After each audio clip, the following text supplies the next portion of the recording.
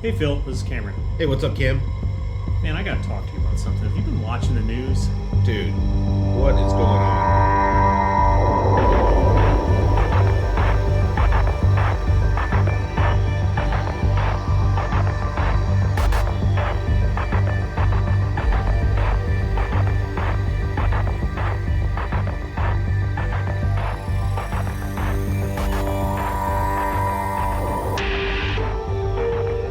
Pocket politics with Phil and Cam. Why are we doing this? I think it's gonna matter. The only thing they want to talk about is guns and abortion. My own views, I want to see the Republicans get away from the social issues. I'm not saying that Republicans are idiots. You hear something like that, it's powerful. As an American, I was disgusted. You could make the argument that you're probably more in the middle as well. I think that's just a story that somebody's telling you. Again, well, with the facts, this is true. Everybody knows What it. facts? So- What facts? Who does this hurt more, Republicans or Democrats? Boy, I've been thinking about that. What's up, everybody? Welcome back to Pocket Politics, episode 17. Cameron, how are you doing? I'm doing well. How are you?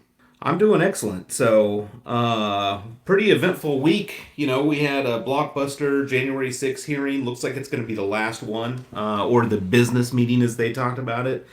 We've got more news from Alex Jones, the InfoWars conspiracy theory show host. And we're going to talk debates. So we're going to look at Wisconsin, Georgia, and Ohio, as well as get into some governor races. We got an interesting one out in Oregon. We're going to go back and look at Texas again. It's been a little while. And then we're going to talk my home state of Kansas. Cameron, are you ready to get right into it? Yeah, let's get started with this January 6th news. Phil, what do you got? Well, I'll tell you what, I think there was a lot of really important stuff that came out of this. And I know we had talked and we had said about half of the things that were presented were we had already kind of seen or heard before.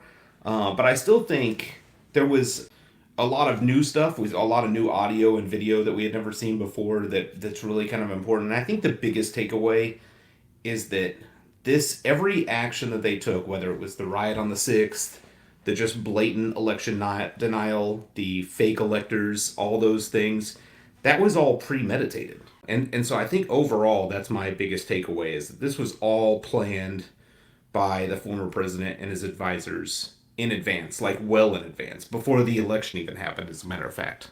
Yeah, I mean, they presented a lot of material in this latest one. To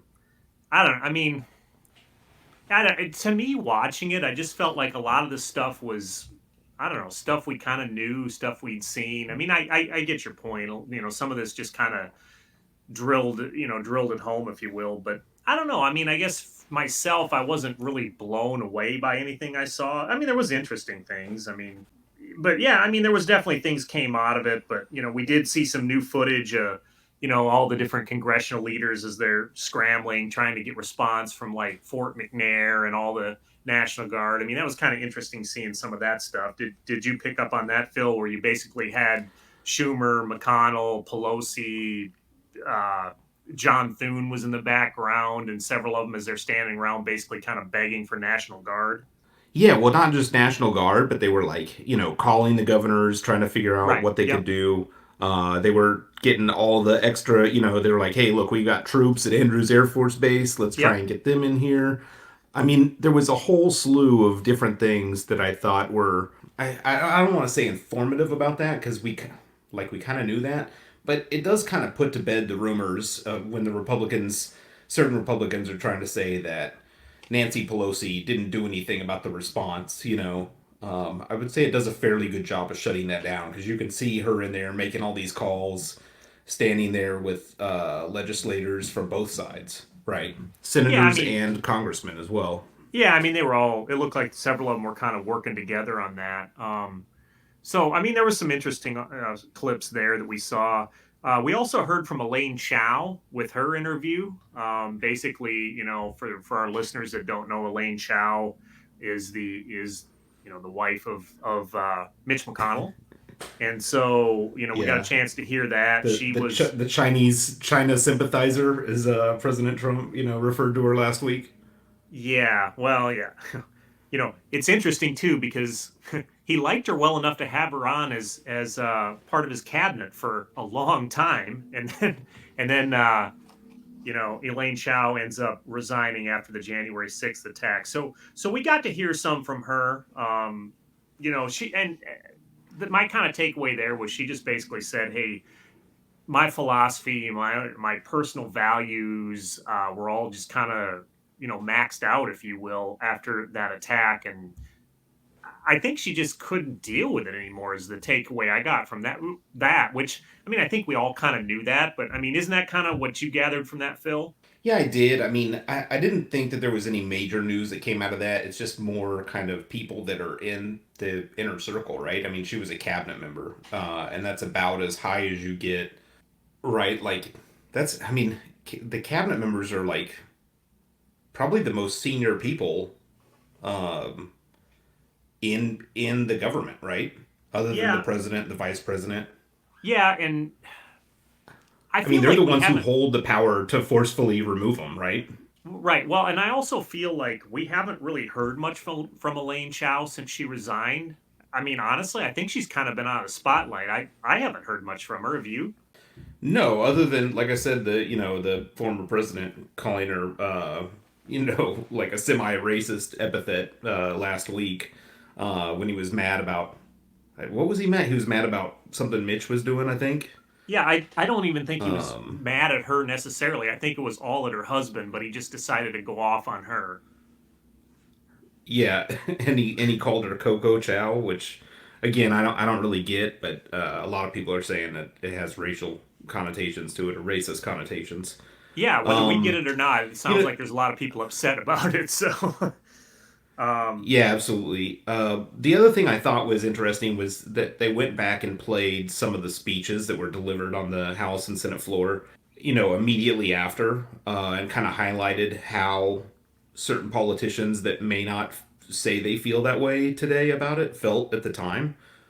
So yeah, I think it was important to go back to that and kind of show that because, it's like there's guys out there that gave these impassioned speeches condemning what was going on that now say, oh, it's just peaceful protest and I mean that wasn't really anything no, new. I That was I just them agree. trying to put a kind of an exclamation point on things. Um, Absolutely. I'm just saying I thought it was a good decision for them to go back and show that as they have their last what should be their last televised um, meeting. I don't know if we call it a hearing at this point since the chairman opened with this is a what did he call it? He called it a business meeting. I believe is what he yeah, said. um, yeah. I mean, as it's coming to a close here. Also, you know, Cassidy Hutchinson, I guess she came out and basically said that Trump knew he lost. I mean, and that was kind of the big thing was like, hey, the guy knew he lost. He was gonna declare victory no matter what. And that was the plan. So I mean, there was some back and forth stuff on that. Well, so to expand on that, I mean, she said it right, and then multiple other people had said, they had the conversation with her and Mark Meadows, um, like days after the election. But then I think the thing when I say there was still some new kind of blockbuster breaking news things was the National Archives had turned over that letter that basically said it was written I think on October 30th. That was a speech draft set for the 7th of November that was announcing he's won, and you're like, okay, well maybe he just had a draft speech to announce that he won, just in the case that he had won. Maybe he had one that he said he lost too. But then when you couple that with the Steve Bannon um, video, which I believe again was from October as well, You're you talking know that about the you you're you talking about the have Bannon you're talking about the Bannon video where Bannon was like he's declaring victory no matter what. Is that the one you're referring to? yeah, he's like he's gonna declare victory no matter what. The one he was talking to like Chinese cohorts or something said he's gonna declare victory no matter what. He said, come Wednesday morning, all hell's gonna break loose. Not to cut you off, but I just wanted to Yep. throw this out there since you're talking about Bannon. By the way, in that video, I got to mention it. Bannon's got the 3 black shirts on. I know, right? Yeah.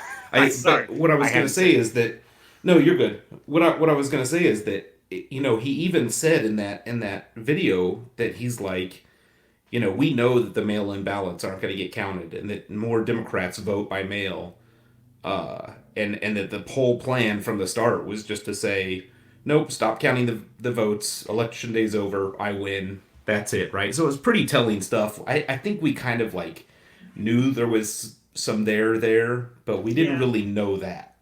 We didn't have the video proof. And then on top of that, you've got the Roger Stone video from, they said like one of the first couple of days in November where he's like, fuck the voting. I'm ready for the violence. Yeah. Well, I, I'll go back to the Steve Bannon thing for a second for our listeners. Just I had to mention the dark shirts because Phil and I have chuckled and made jokes about his wardrobe both in personal conversation and on the podcast before. So I just wanted to I wanted everybody to I wanted everybody to know Steve Bannon was dressed every bit the way we feel he should be on that on that one recording. So and I think he had Yeah, a do two you or think three he day does stubble. laundry every night? Man, I don't know. I try not to think about Steve Bannon's laundry habits or any of his hygiene habits, but that's kind of a good question. Uh, yeah, I Well, don't know. generally, he's just kind of like his hair always looks greasy and he's always sweating and stuff too. It's like Well, when he's again, I like want out in to, front of the courthouse, Phil. I got to go back to my a thing too. couple. In addition to the hair, I mean, he's always got that like 3 or 4 day stubble, right? It's like I've said it before, grow a beard or shave, right? And he doesn't really like he shaves every 4 days. You know what I mean? But it's like he's one of those guys where I think like as soon as he shaves, he's got a 2 or 3 day stubble back on his face. His whiskers must just grow really fast and then stop growing at some stage. I don't know. But back to the thing. Yeah. Yeah, so Bannon, the Roger Stone stuff. Again, I mean, like you said, we'd already seen some of these clips. I mean, we knew what was there. Bannon stuff has been out there obviously since he recorded it, but Yeah, but so The Roger Stone.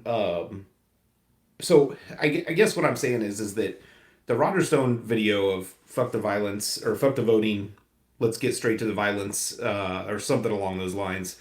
It's not. I'm not direct quoting him, but I'm pretty close.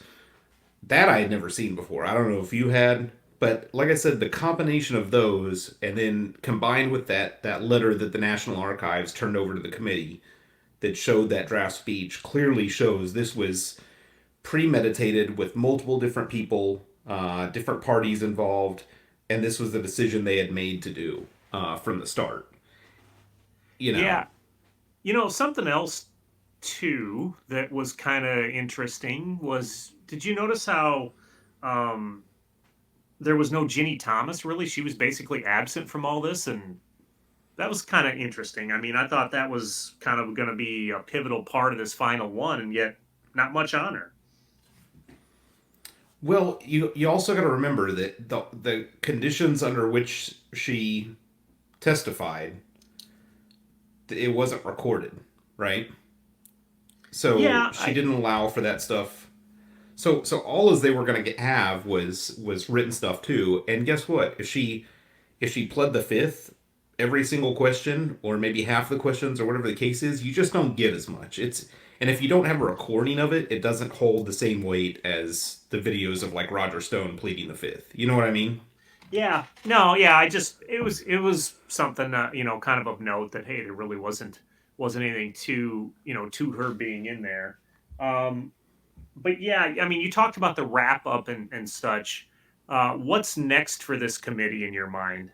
Well, I think they're just going to finish the report. I mean, I doubt they have another hearing. They have basically said this was the last one. I feel like there was kind of an end piece put on it when they do the vote to subpoena the former president.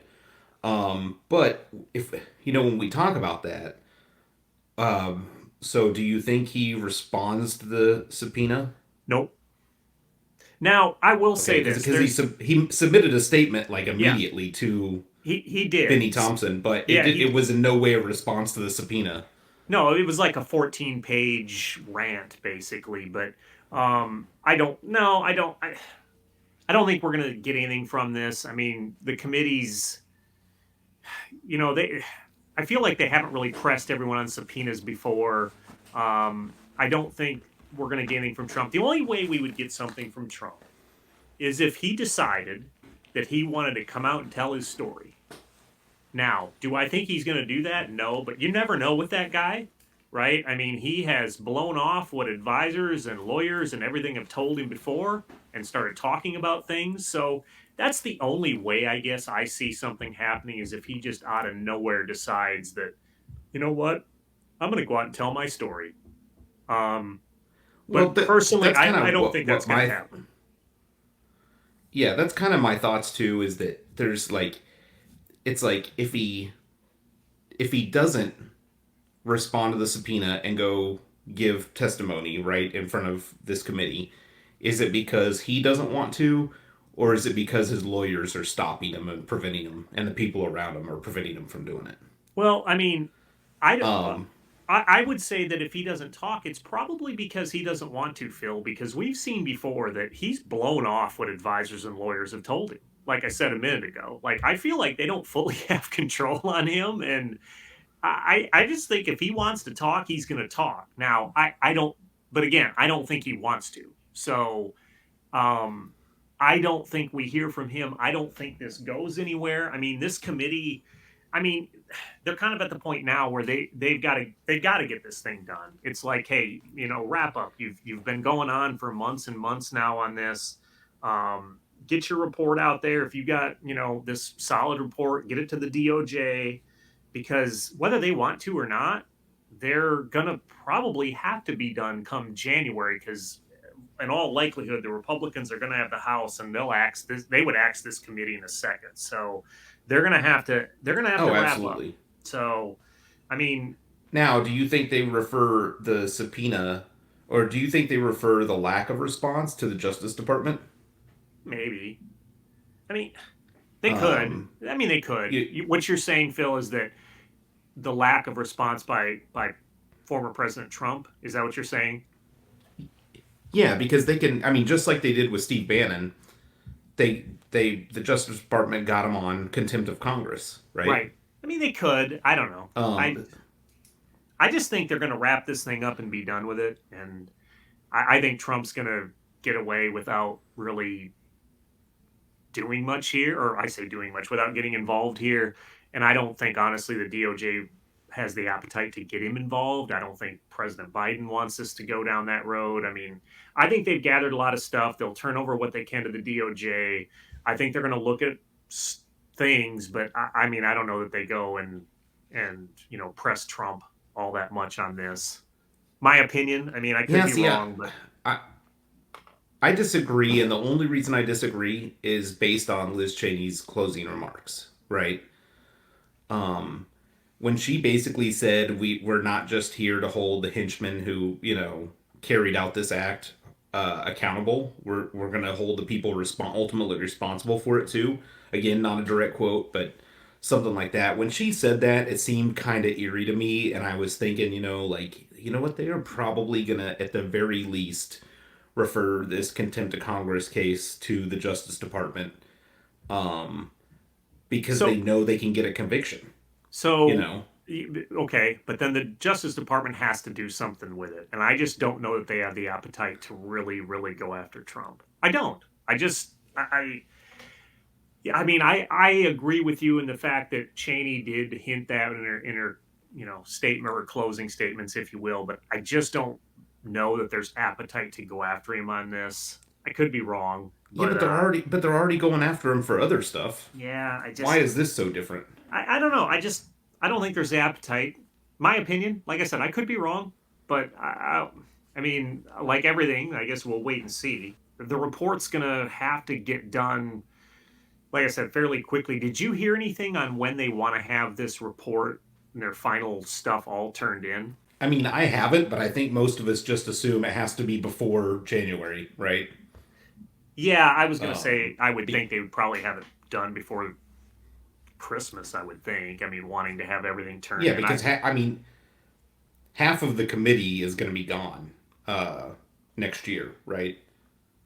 Well, yeah, and like I said, if everything plays out the way most people think it's going to, and the Republicans win the House, they're going to axe this thing as quick as they can. Yeah, but even if they, I mean, like I said, even even if there's a couple, like if everybody was still sticking around, yeah, they've got to fight a Republican-controlled Congress, but also not everybody's sticking around. I mean, we know Kinzinger's gone, we know Cheney's gone. There's a good possibility that Luria will be gone. Um, you know what I mean? So it's Yeah, like you're already losing almost a half of the committee as a whole.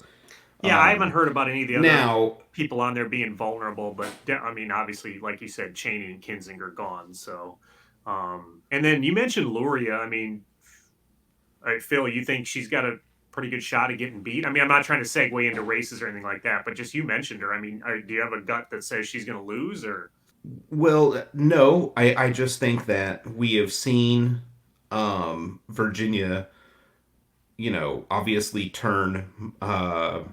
You know, they went from a they already went from a Democratic governor to a Republican governor.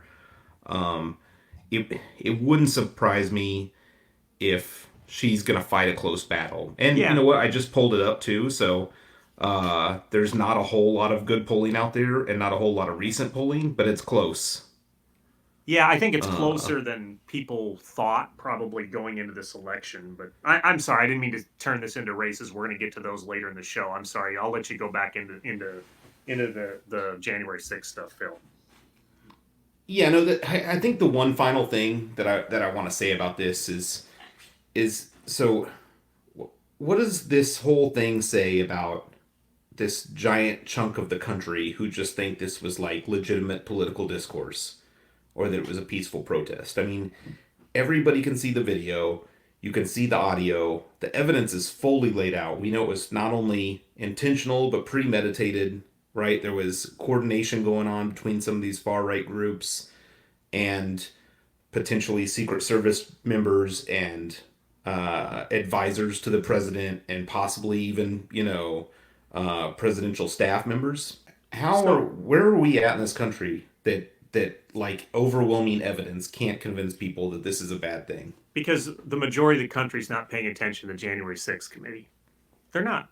I mean, people aren't watching this. I mean, guys like you and I are, but I mean, political junkies are, but the vast majority of people aren't. I mean, they're working during the day when this stuff's on. I mean, majority of the Senate is Yeah, not but they don't. paying attention. Like this is not But something that they. people are paying attention to. I agree, but everybody saw it happen in real time, and you've still got a bunch of people out here who want to compare this to like protests in the streets when an unarmed man got killed by police, So I right? mean, there are I mean, some. I don't know what the polls there's no are. valid comparison. Yeah, I don't There's know no what. valid comparison. I haven't seen polls to suggest feelings on that particular thing or whatever. Or I say thing. I mean, on the January 6th, like who thinks it was a peaceful protest and who thinks it was an insurrection. Like I haven't seen polling on that. I was just going back to kind of the January 6th committee in and of itself. I think the country's lost interest in paying attention to it. I mean, so I think they've made their case, but I think it's time for them to wrap up. Like I said, I think they need to get this stuff in. The only thing I will say is that I don't know if you're 100% right that most people don't think this is a big deal, because if you look at these polls of what the big issues in the country are, protecting or saving democracy is really high up there, especially more recently. Yeah, but So but Phil, let's be honest, right? It's high up with a lot of people because you have two sides of the country that feel protecting democracy. Both of them feel they're going to protect democracy. Now they may have different ideas, but they on how they're going to do it. But they both sides right now feel they have to protect democracy and protect the American way. So again, yeah, it's up there with a lot of people, but I just it's a good question. I'm not saying you have a bad point. I'm not saying anything to that. I'm just saying I don't know that the appetite's there to really keep on with this. I think people just want to see it wrapped up and okay, go from there. But I wanted to say too, I guess shifting into something else, it wasn't necessarily this week we talk about Trump and Trump news. It was not really a good week for him in another way. Did you hear about his Supreme Court issues this week, Phil? Yeah, I mean, in what I was kind of surprised by, Justice Thomas didn't even, um, he didn't even have to write much about this. He basically just kicked it back to the 11th Circuit. Yeah. Um, So I so mean, Trump's, direct appeal, his fast track direct appeal to the Supreme Court for this documents case that is ongoing. When he made that direct appeal, it ended up being Clarence Thomas, who probably should have recused himself. Maybe with the exception that this isn't really related to January 6th, so he may not have to recuse himself because of his wife's involvement. But yeah, I mean, he sent it back to the 11th Circuit, and from what I've gathered so far and what we've seen, the 11th Circuit is not on. The three judge panel of the 11th Circuit is not on the former president's side. What yeah. are I your mean, thoughts? well, I wasn't that surprised. I mean, because I had heard or read, I should say, some stuff on legal scholars going into this thing that said that Trump's appeal had little chance of getting anywhere. And so I wasn't shocked. In fact, it almost went down without a hitch. I mean, it was like basically in and out. Like the Supreme Court just kicked it right out the gate. Um, and it's interesting because I do remember it just was last episode, Phil. You said you had real doubts in what Thomas did, but I think you have to agree with me here. Thomas did his job. No, I do agree. The only reason I had doubts was, because previously that case that went to the Supreme Court about January 6th, I don't remember the exact details, but Justice Thomas was the one dissenting vote. You know, Yeah, so of all the conservative judges, he was the only one who seemed to side with Trump on that. So I did think that, yeah, I thought it was particularly had the chance to be dangerous. But it's like it didn't even we say the Supreme Court, but it didn't even go to the other 8 members. It just got turned away at Thomas. yeah. And had it Um, went to the other members, it wouldn't have fared well.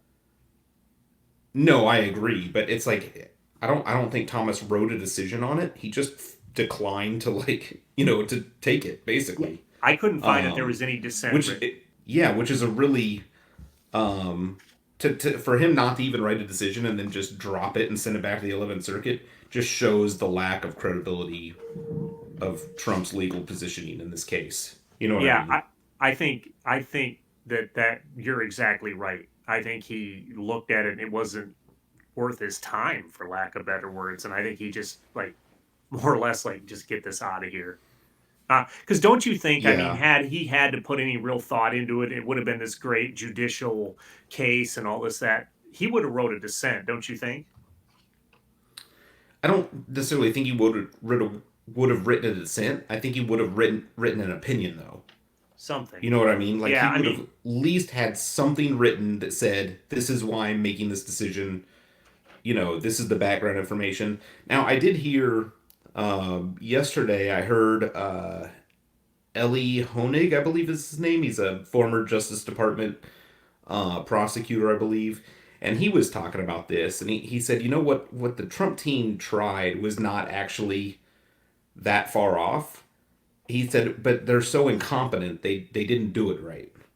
You know, and I thought that was an interesting take because he's basically saying he's like if I wrote this and because I'm a decent lawyer and I know what I'm doing, I could have pulled this off, but because they're incompetent, they didn't ask the question the way they should have asked the question, and now it holds no weight in any court. And I thought that was an interesting take. well, yeah, well, at the end of the day, it has been kicked out by the Supreme Court. So, speaking of courts and trials and all of that, though, Phil, why don't we look at Alex Jones, one of your favorites? Yeah, I mean, almost $1 billion. It's what, $965 million. Yep. He's gonna have to pay. Um, I, again, I'm no lawyer. We say this all the time, so I don't know exactly what it's called, but there's, the lawyer who won the case for the Sandy Hook victims basically came out and said that this is this decision is designed a certain way and the consequences set up a certain way that he can't just claim bankruptcy and hide his assets. This may be the end of the InfoWars empire of black market podcasts and selling weird vitamin and supplement products to preppers, doomsday preppers. You know what I mean? Yeah, so it may. So just kind of so our listeners are aware. So this is this 965 million that Alex Jones now has to pay out. This is going to relatives of Sandy Hook victims and one FBI agent as well. So, but at the end of it all, uh, Jones is as fired up as ever. I mean, I wasn't listening to him, but apparently he was after this was all over, he was as fired up as ever. Which I mean, I guess I would be too if I was told I had to pay basically almost $1 billion. But uh, you bring up a point. Is this the end of his Infowars thing? I mean, it sure could be, but on a bigger scale, what does this say about conspiracy theory websites and podcasts and information sites, etc.? Like, I mean, are we going to see a downtrend in those? I mean, does this send a message to all of those, Phil? Or I mean, what do you think on that? You know, I don't know that it's going to make that much difference, right? And unless more of these suits kind of get traction, and keep in mind, there's plenty of them out there, right? There's the suits, the defamation suits against what is it, Newsmax and Fox News for the Dominion voting machines, right? Trump's got like in 19 in the 19 current open cases that are involving Donald Trump. Like several of those are defamation based too, right? So I think people may start learning their lesson when this picks up a little bit more. But as far as right now, I don't know. I mean, I mean, Alex Jones is not the only one out there. He's certainly the biggest. But the thing that worries me is that his stuff is all proprietary, right? And people are saying that he probably doesn't have $1 billion, and what he does have is like wrapped up in like the production of all these supplements that he sells through his website and like merchandise and things like that. So I think it may end him and Infowars for good. Well, I don't think he has $1 billion. Especially because I was going to say I don't think he has $1 billion because I think what I saw his personal wealth is somewhere around 250 million. Yeah, but like I said, the bad part about this is that for him it's all proprietary, right? He's been banned from everywhere, so he can't do anything but only advertise for himself, right? He doesn't have any other sponsors. He's on his own basically portal of distribution, right? He's not on YouTube and he's not on Patreon or any of the other, you know what I mean? It's all internal. And because of that, I think this is going to crush him. This is a crushing blow. Yeah, I'm not arguing with you on that. I mean, he's definitely got some rough times ahead of him. I mean, he's got a big following and has for years, but I mean, he's going to have his faithful ones stay faithful to him, I'm sure. But I mean, if this guy's literally out of money and has, as you mentioned earlier, no real sponsors, no one's giving him a platform. I mean, at some point, this guy's gonna have to fold. Yeah. I don't know how he. Yeah, it made me think when you said he's got a big following and and has for years. I was about to say, and so did the Choco Taco. Well, but there's plenty of things that. Right, there's plenty of things that have big followings that don't last. So I don't know that that's going to keep him afloat. No, I didn't mean it as if the guy was going to keep him afloat. I just meant he does have a big, he's got a lot of listeners or people that follow him. But I'm not really pushing back on you there. I think this guy's probably going to have a hard time keeping afloat. But regardless, they made their decision in this case, and the law has, and Mr. Jones has got a hefty bill to pay, and we'll see if he can pay it or how he's going to pay it or how that's all going to work out. I know. Well, I just wanted to add that this is not the first case that he has lost that had to pay money. He lost that one a couple weeks ago that we talked about, where he was forced to pay like I don't even remember what it was. Was it like 40 million or something? Yeah. But he's also in, and keep in mind these are civil cases. He's also in real legal trouble. His that stuff with his lawyer turning over the digital copies of his phone and everything, and them turning that over to the feds. I mean, so just that's the last thing I want to say is that this is not the first, but it's also not the last bout of legal troubles. Like I promise we will be talking about him again. Yeah, yeah. Okay, on to Why don't we debates. what? But why don't we stop talking about him tonight? Let's look at the debates, and I want to kick off with the Georgia debate that happened last night. And this was a debate, honestly, Phil, that I think all eyes were on it because everybody under the sun figured here was Herschel Walker's chance to come out. He was going to debate Raphael Warnock, the senator from Georgia there, and everybody I think thought that Walker was just going to fall all over himself. And so basically, the guy had an incredibly low bar. But I'll be honest with you, Walker held his own last night. I mean, was he amazing? No, he didn't need to be. All Herschel Walker needed to do last night was go out there on that stage and not blumber too bad, right? Just basically like hang on, like a guy hanging onto a pole in a hurricane or something. He just needed to hang on, not do anything too incredibly stupid. And for the most part, he hung on, don't you think, Phil? Yeah, I mean he did not seem like somebody with a traumatic brain injury, and I think that's a big win for him. Um, so yeah, so I thought he started way better than he finished, but he kind of was probably helped a lot by strategists and people, debate coaches and things like that as well. But I think he definitely did a lot better of a job than I thought he would. Yeah, I mean, I guess Especially seeing, every time the guy opens his mouth, it's usually a train wreck. And he was actually able to form sentences last night, so I'm proud of him. yeah, no, I mean he held on. I mean, so, definitely some credit out there to people that were prepping him. I mean, from what I heard, Lindsey Graham, Newt Gingrich, and some others were apparently working with him, Oh, there trying were to get probably him. plenty others. Well, Yeah. yeah, trying to get him ready for this debate. I think it showed last night. Like I said, he hung on. Was you said earlier, was he amazing? No, but he did what he needed to do.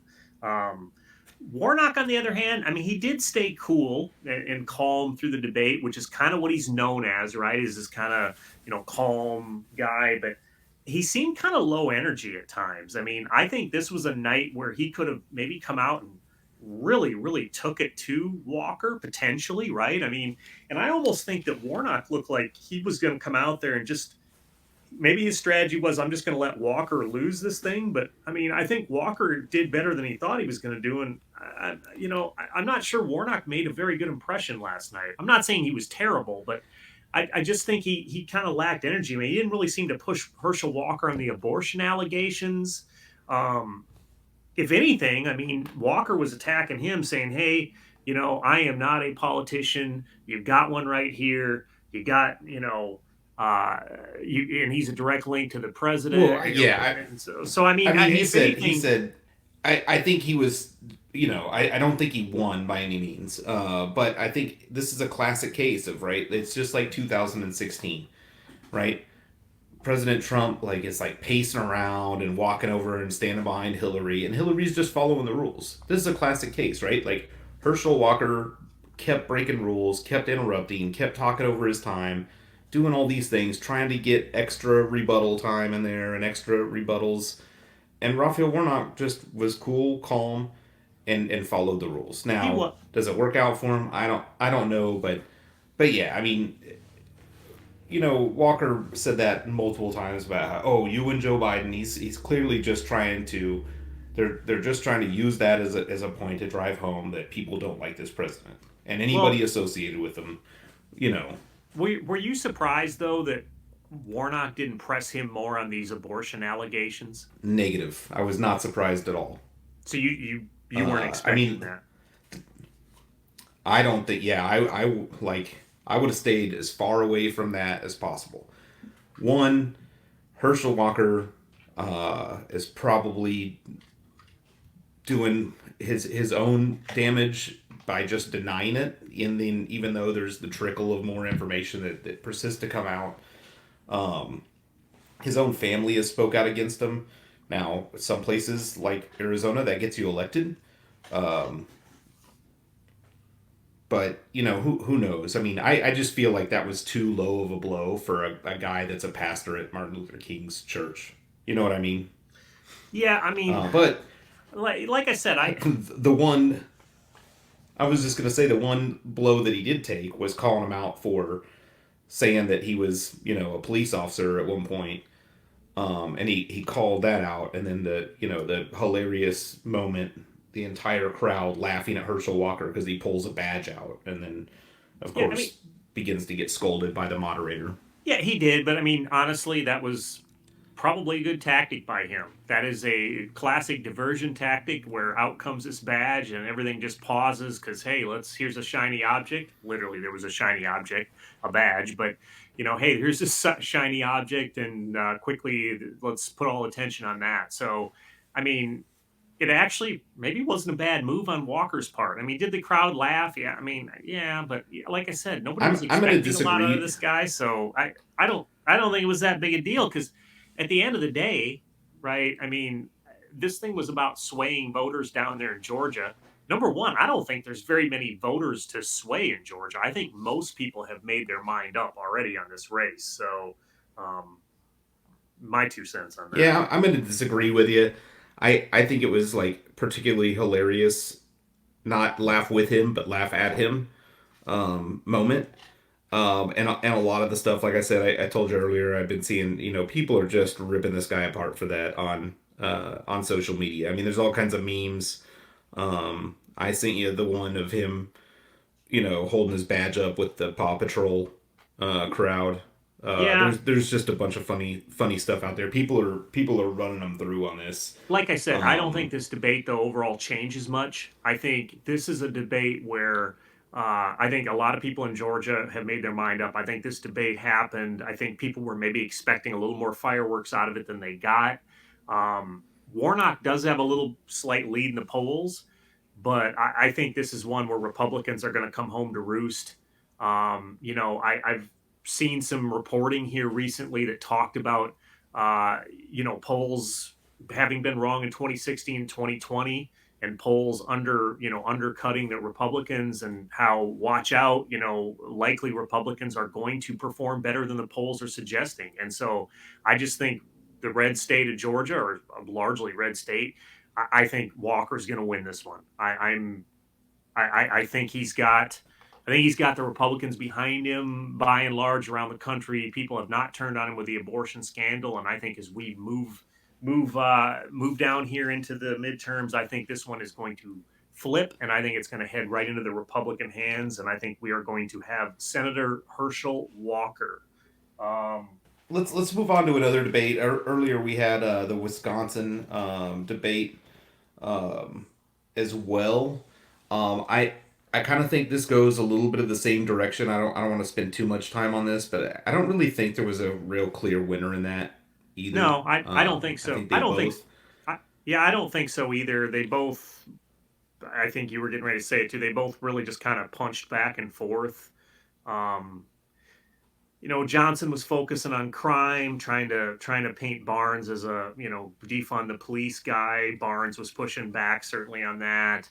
Um, they were fighting over business experience and qualifications to do the job. Barnes had the jab on him of, hey, Senator Johnson, the only reason you have a business is because you married into a business.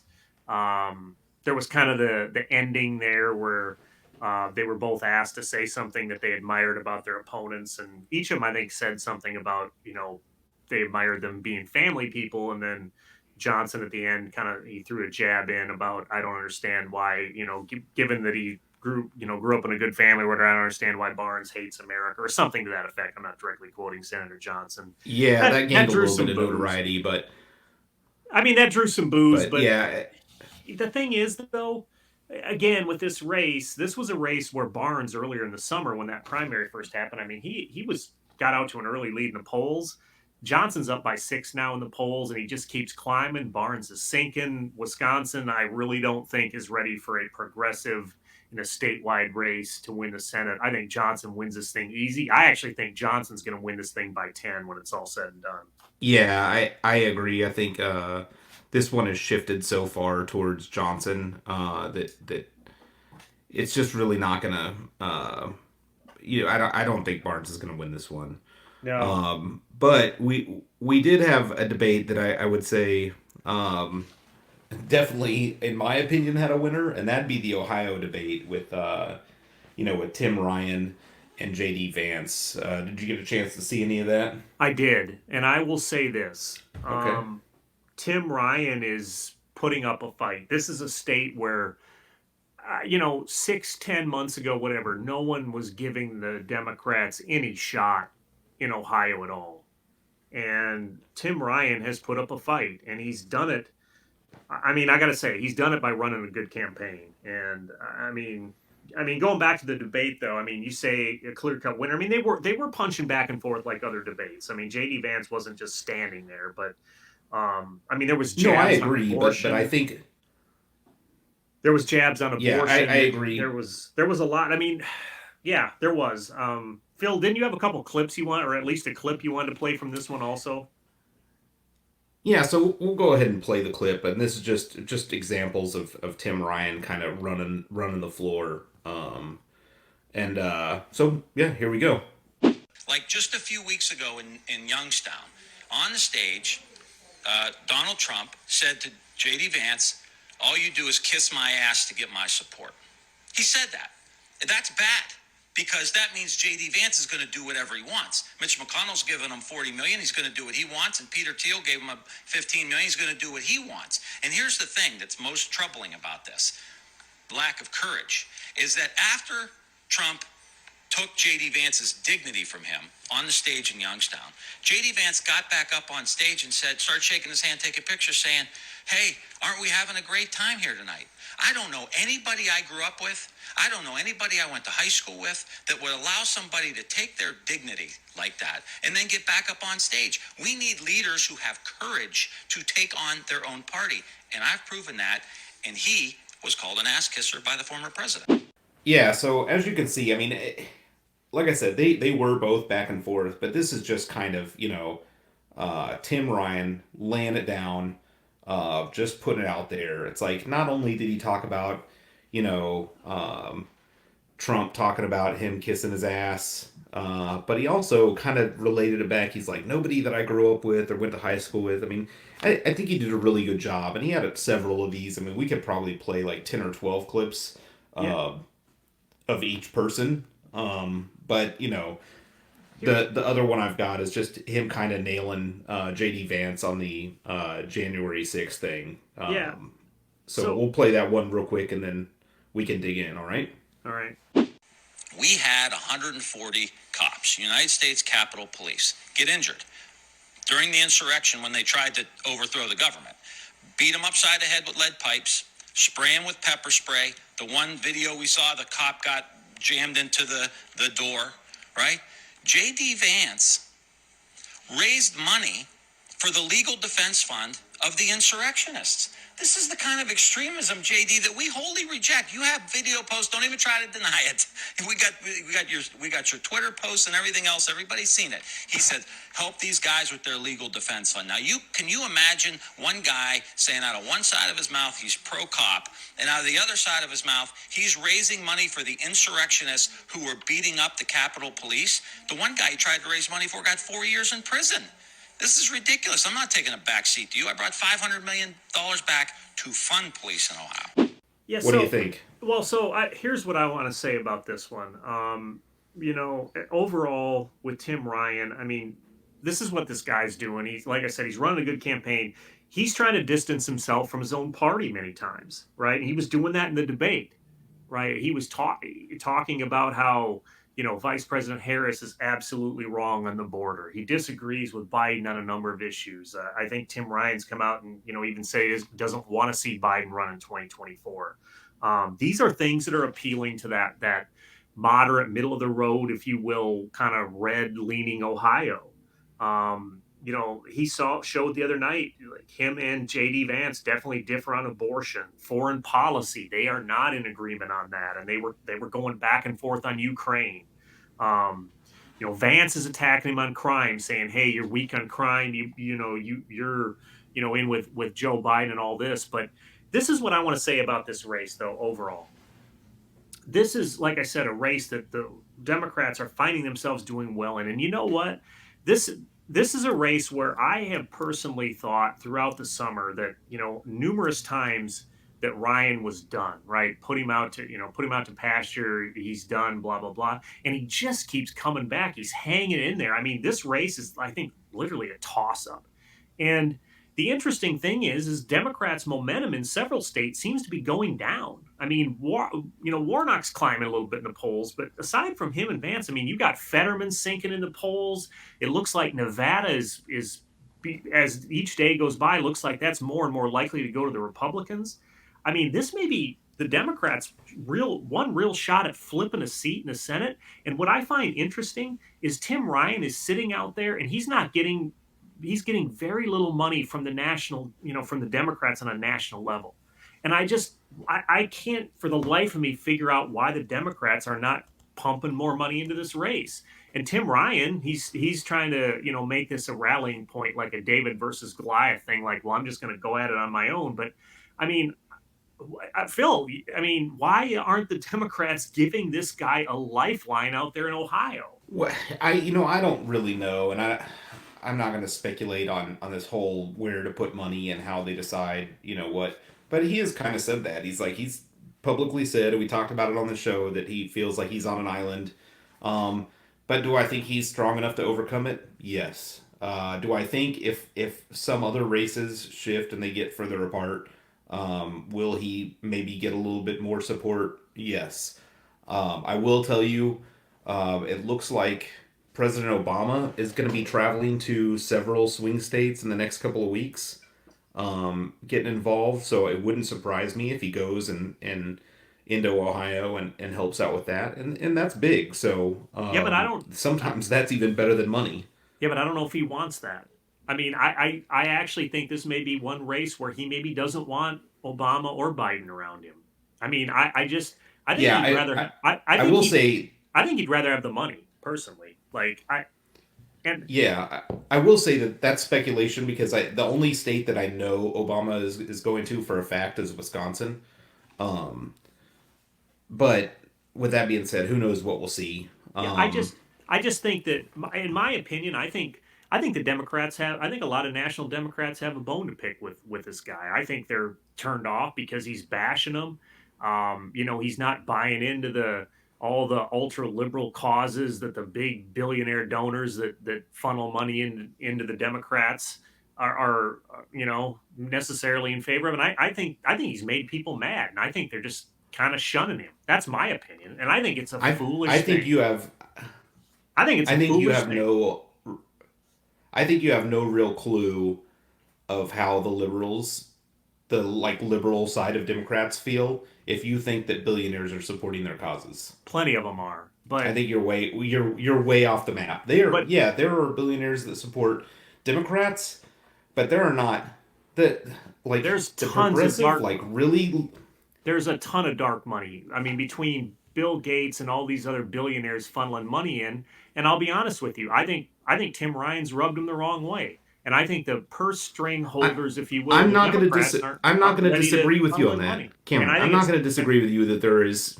Listen, I'm not going to disagree with you that there is dark money. There's tons of dark money on both sides, right? There's just as many Peter Thiels as there are Bill Gates, right? What I'm saying is that the far left liberal faction, they don't like billionaires. Those billionaires aren't supporting their causes. If they were supporting their causes, they wouldn't be billionaires, yeah. right? So So I think that you're off the mark about how people that in my thinking group feel about that whole thing. maybe And the guess young what? maybe the I'm young I'm pretty liberals. far left. I'm pretty far left, but I don't mind Tim Ryan. At this point, it's a seat for a Democrat, which is going to help further and Well, help progress be made. And that's It's not a seat for social issues and trying to impeach Biden for no reason, et cetera, et cetera. oh, and that's what I'm saying. And I will disagree with you because I mean the young Gen Z liberals may feel one way, but at the end of the day, they've got a lot of big money back in their party.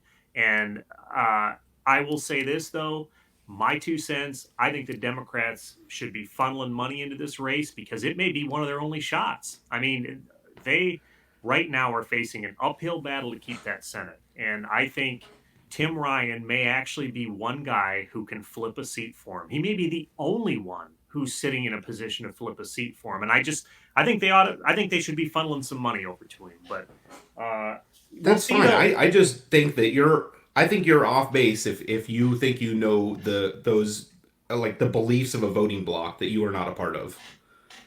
Well, I just do, right? okay. Well, again, I'm just going off what I I read, mean, what I see, and what I think is going on behind the scenes on that one. So again, yeah, we will and see though. from somebody who identifies and believes in with a lot of those views, you're way off the mark. I So I yeah, don't. are we happy to have the money because that's the only way you get elected? Yes, Yeah, but at the end of the day, like I wish somebody would eat the billionaires, all there's of them. I don't care. Yeah, I but don't like them. that's where the money for your party and all that dark money that funds this climate change and everything else that they're running around spouting off. And Tim Ryan's not buying into it, and I think the Democrats are shunning him, and I think it's going to bite them in the tail here Well, come November hold when on. they're Think about what you're saying. Think about what you're saying. waiting for a seat. The So billionaires and dark money are funding for climate change. They aren't spending any money on climate change. Flying around in your private jet doesn't help climate change. That what you're like canceling your own words out. It doesn't make any sense, Phil, I just right? I love how liberals always sit here and say that we're the perfect party and we don't, we're against all this and Republic. There is When did just I as say much. that? There is you may not, but When liberals do all the time. Phil, there is just as much dark money on the Democrats as there are Republicans. Both sides have it. Both sides have it, and so Cameron, I just said that. Cameron, I just said that. You're just repeating. I never said we're the perfect party. I said there's plenty of dark money on both sides. I said for every Peter Thiel, there's a Bill Gates. Right? So you don't tell me I said one thing and then repeat back to me the same thing that I said. right, you said it, but then you're also talking about no dark money in this and all this climate. Phil, there's plenty of dark No, money I fueling said both sides. I did So. not say there's no dark money. Cameron, I did not say there's no dark money. I said that the liberals will take the money, but they don't like the billionaires. And if you think that the billionaires are pumping dark money into actual climate change, you're wrong because the billionaires aren't doing that. They're you pumping money into their private jets, right? Well, I That's think completely the opposite. I So I think did not say there's no dark money. here's what I think. I think we need to agree to disagree on this one because I'm looking at the time and it's right, ticking off quickly. But like I said, I want to see going forward though how this race turns out, and I'll be curious to see if they do start putting money in him from the national stage. So yeah. With that being said, why don't we look at some All governor right, races? time for governor's races. Yeah, I want to start with Sorry, I'm talking over you there with a little bit of delay there, but I just wanted to start with Oregon. You just mentioned the president being there for what is almost an unheard of race, in that the Republicans are actually competitive in a governor race and may actually win the governorship in Oregon for the first time in 40 years. Um, Yeah, but not just competitive, but they're in the lead. but there is a twist. So this is a very blue state, and so what we have is a Democratic governor out there, Kate Brown. She's term limited, can't run anymore. She's also been very unpopular, or she is very unpopular. Right? There's some issues, homelessness in the cities and stuff going on out there in Portland, and they've had some crime issues, et cetera, et cetera. Um, so she's got she can't run anymore. But there's a lady named Tina Kotick who's going to run, who is running from the Democrats. But there's a Betsy Johnson running as an independent, and she is a longtime Democrat. And it really looks like she is taking votes from the Democrats, and quite honestly, is giving all the momentum to the Republican candidate, this Christine Drazen, or Drazen.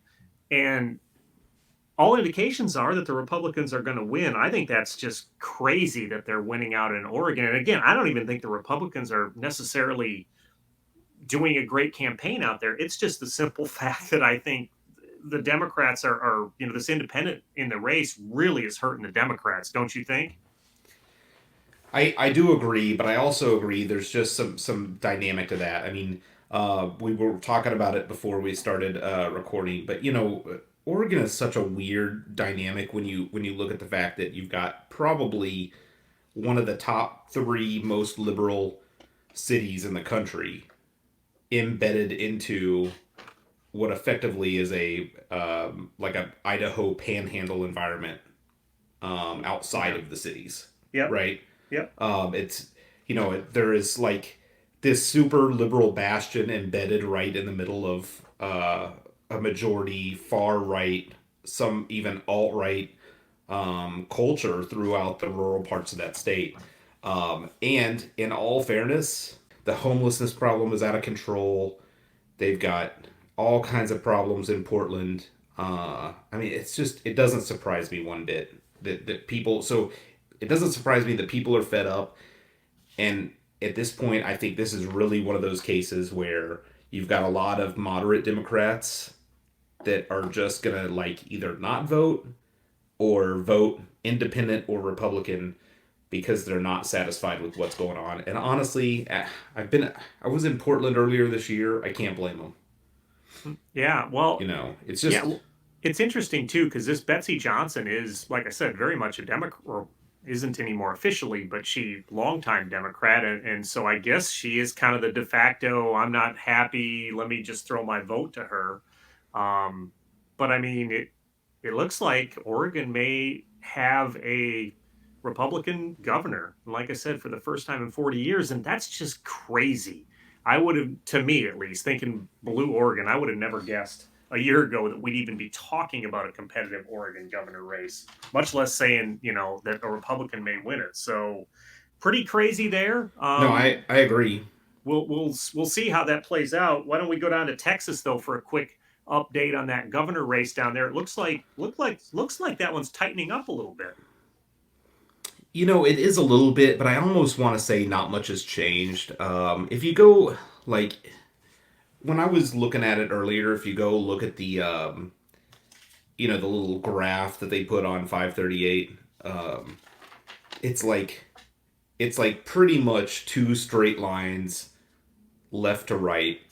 They just get a little bit closer when you get to the right. There's still a lot of ground to be made up there. It is tightening a little bit. I mean, I think they went from Abbott being 9-10 up to now being in some polls just up by 4.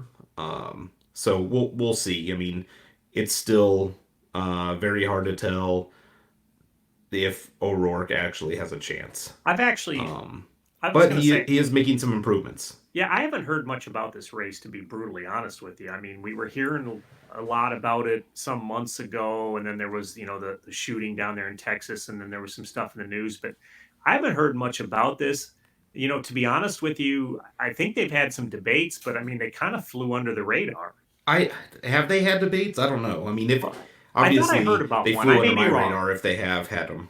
I may be wrong. I thought I had heard Yeah. about one, but maybe I'm wrong on that. I will do some homework and see if there was a debate on it because I may be wrong on that. But we'll see. I mean, I've predicted all